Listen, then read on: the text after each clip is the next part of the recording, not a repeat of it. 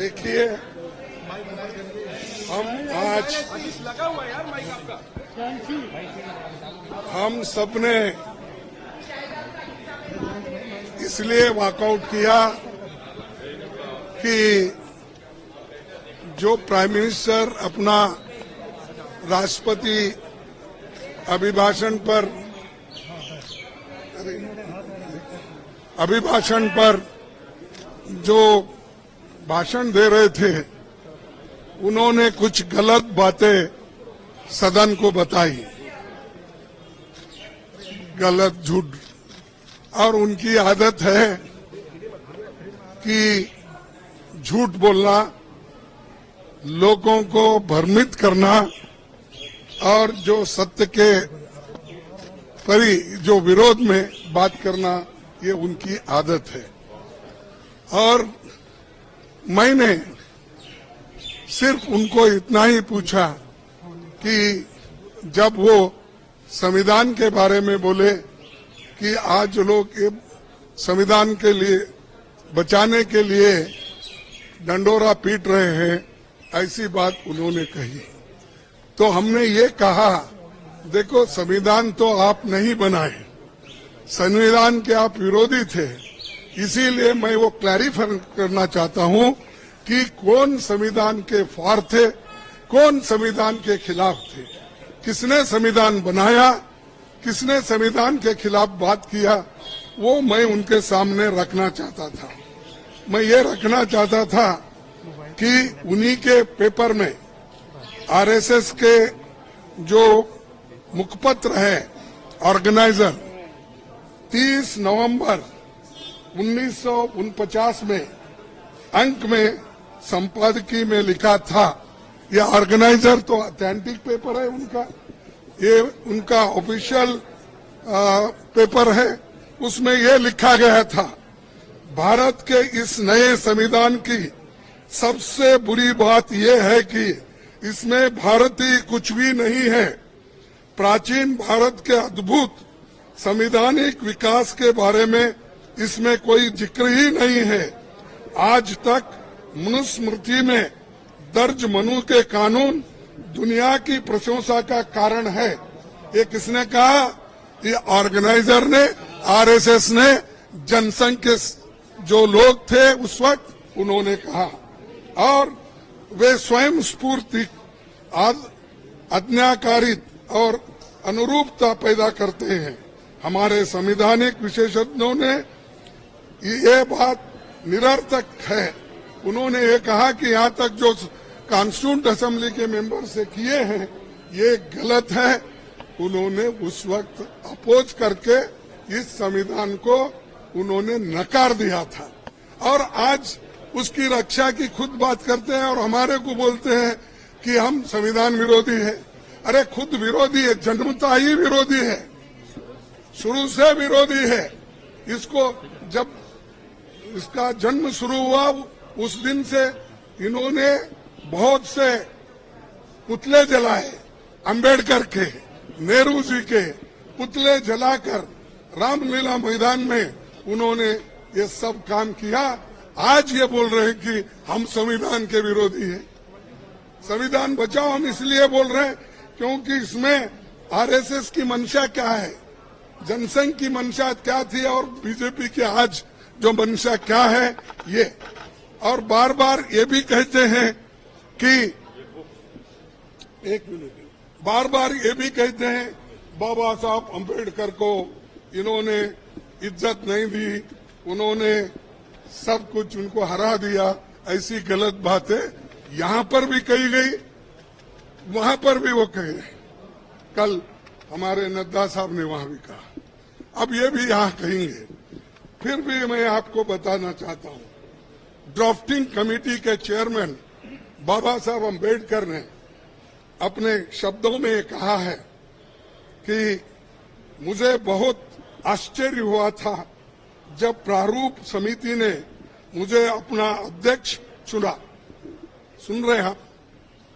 समिति में मुझसे बड़े, मुझसे बेहतर और मुझसे सक्षम लोग थे।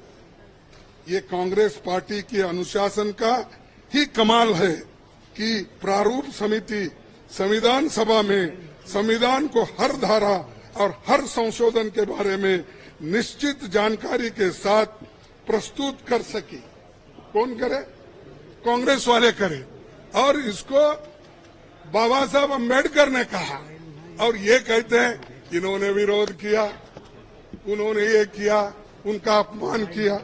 आगे मैं बताऊंगा। इसलिए संविधान सभा के समक्ष संविधान के प्रारूप के अबाध रूप से प्रस्तुत किए जाने के समस्त श्रेय पर कांग्रेस पार्टी का हक बनता है। ये बात मैं कहने वाला था और मेरी बात सुन रहे नहीं। मैं मिनटों से हाथ उठा रहा हूं। हमारे सभी पार्टी, इंडिया गठबंधन पार्टी पूरी उठ के डिमांड कर रही थी, मांग रही थी। हम ध्यान खींच रहे थे चेयरमैन साहब, ना हमको वो मौका नहीं मिला। मैं फिर प्रधानमंत्री से खुद रिक्वेस्ट किया, 1 बार 2 बार 3 बार, लेकिन उन्होंने भी उसको नकार दिया। मैं जो झूठ बातें उन्होंने बोली है ये पूरे मेरे पास है। और कैसा ये लोग आज सदन में बोलते हैं, सदन के बाहर बोलते हैं, ये समझे हैं वो ही पढ़े लिखे हैं और गलत बातें बोलने में माहिर है। ये तो मैं बाबा साहब अम्बेडकर का स्पीच कॉन्स्टिट्यूंट असेंबली में जो बोला वो लाया हूं और ऑर्गेनाइजर में उनके लोग क्या बोले हैं वो भी मैं बताना चाहता था, लेकिन उन्होंने मौका नहीं दिया। और इसलिए मैं कंडम करता हूं, हम सभी लोग कंडम करते हैं और कंडम करके हम वॉकआउट किए, क्योंकि हमारे बात को जब कोई महत्व ही नहीं है तो वहां बैठकर क्या सुने हम। और जब प्रधानमंत्री खुद यहां पर जब बात कर रहे थे राहुल जी, उस वक्त 2 बार उठ के उन्होंने क्लैरिफिकेशन की कोशिश की, क्लैरिफाई कर दिए। 4 मिनिस्टर क्लैरिफाई कर दिए। मैं जब बात कर रहा था तो मेरे सदन में मेरे को रोकने टोकने का इतना कोशिश की, इतने लोग बार बार उठे मिनिस्टर्स। तो आज मेरे को 1 मिनट नहीं मिल सकता था इस बात बोलने के लिए। इसीलिए हम वो सभी लोग कंडम करके वॉकआउट किए हैं। बस यही चीज नहीं, ये सब बताने वाला था, इसमें सब कुछ है, मैं बताने वाला था इसके साथ, लेकिन वो लोग जब समय ही नहीं मिला। जब संविधान दिवस की घोषणा की गई तो हाँ,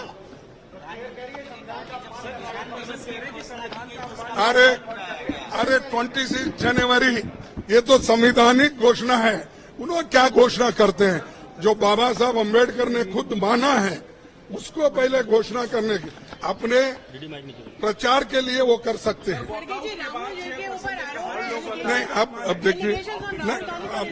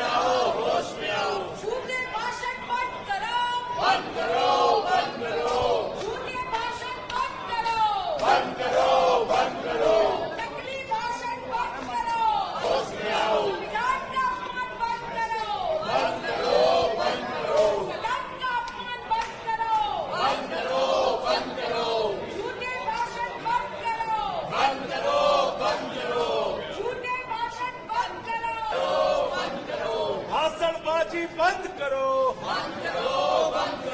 विपक्ष का सम्मान करो, एलओपी का सम्मान करो, सदन झूठ बोलना बंद करो, महंगाई पर जवाब दो, नीट पर जवाब दो, प्रधानमंत्री जवाब दो।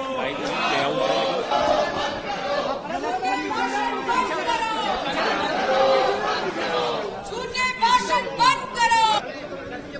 मेरा पेपर था ना,